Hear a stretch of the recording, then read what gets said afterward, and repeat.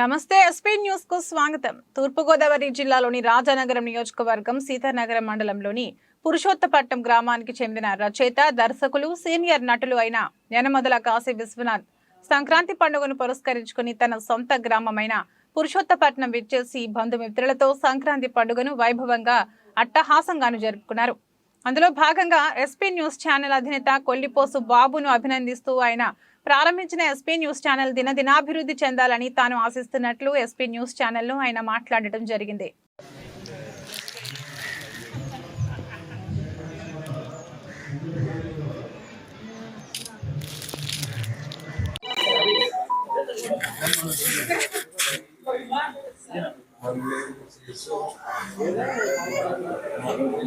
అందరికీ నమస్కారం.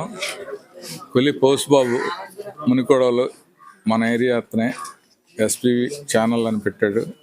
YouTube channel అందరూ చూసి ఆస్వాదించి ఇది అన్ని ఛానల్స్ లాగా బాగా ఫ్లరిష్ అవ్వాలని మనస్ఫూర్తిగా కోరుకుంటున్నాను.